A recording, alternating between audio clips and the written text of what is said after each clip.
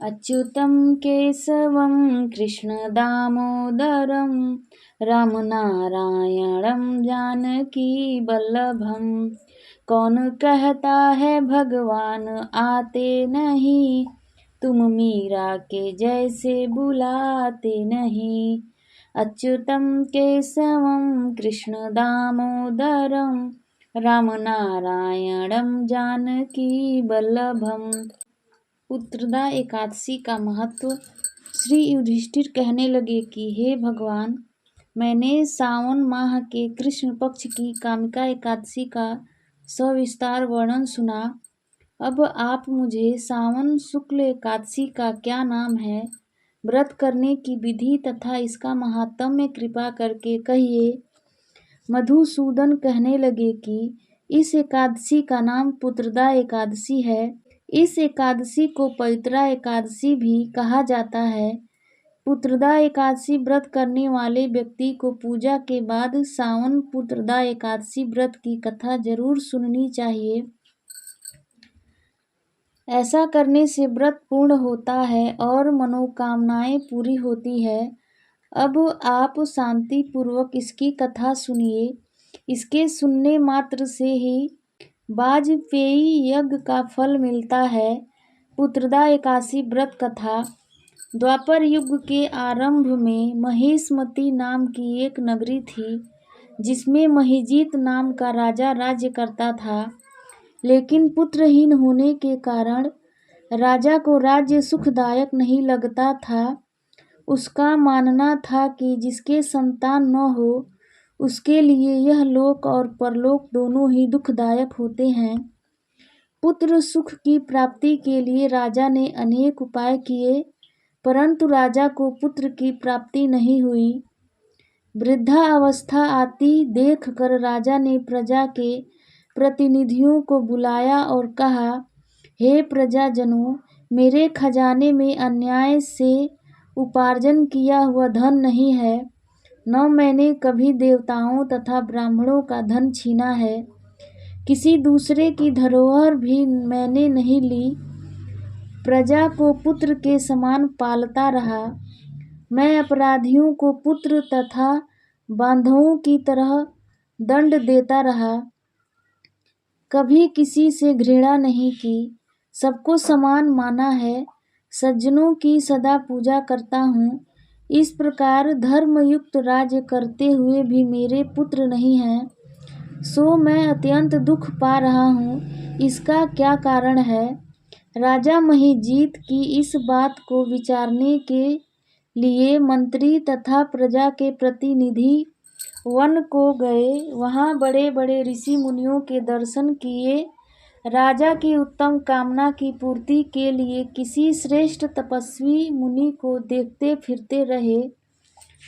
एक आश्रम में उन्होंने एक अत्यंत वयोवृद्ध धर्म के ज्ञाता, बड़े तपस्वी, परमात्मा में मन लगाए हुए, निराहार, जितेंद्रिय, जितात्मा, जित क्रोध, सनातन धर्म के गूढ़ तत्वों को जानने वाले, समस्त शास्त्रों के ज्ञाता महात्मा लोमस मुनि को देखा, जिनका कल्प के व्यतीत होने पर एक रोम गिरता था।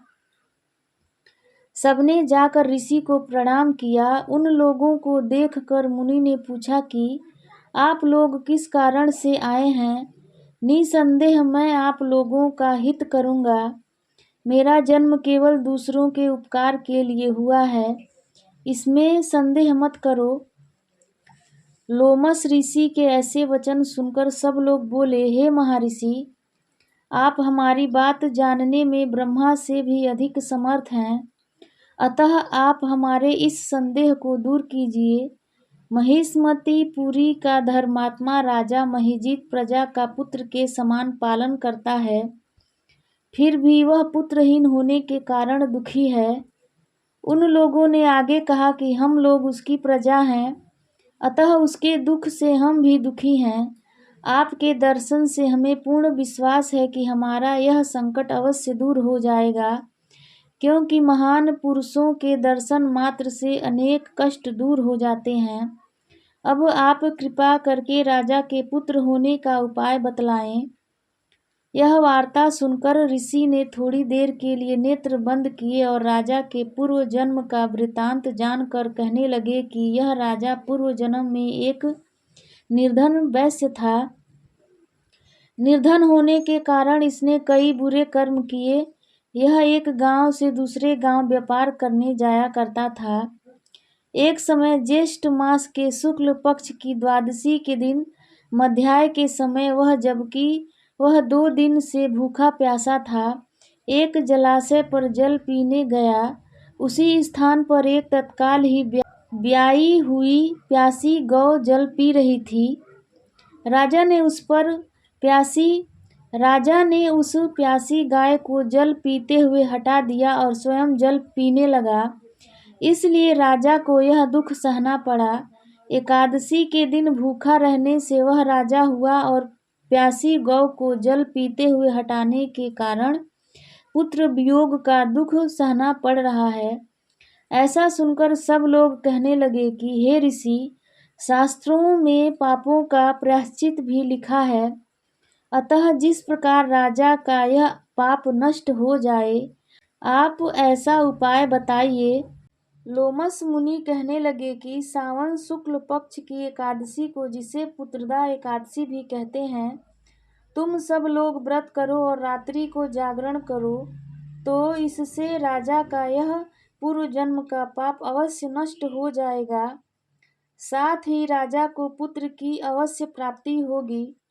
लोमस ऋषि के ऐसे वचन सुनकर मंत्रियों सहित सारी प्रजा नगर को वापस लौट आई और जब सावन शुक्ल एकादशी आई तो ऋषि की आज्ञा अनुसार सबने पुत्रदा एकादशी का व्रत और जागरण किया। इसके पश्चात द्वादशी के दिन इसके पुण्य का फल राजा को दिया गया। उस पुण्य के प्रभाव से रानी ने गर्भ धारण किया और प्रसव काल समाप्त होने पर उसके एक बड़ा तेजस्वी पुत्र उत्पन्न हुआ। इसलिए हे राजन, इस सावन शुक्ल एकादशी का नाम पुत्रदा एकादशी पड़ा।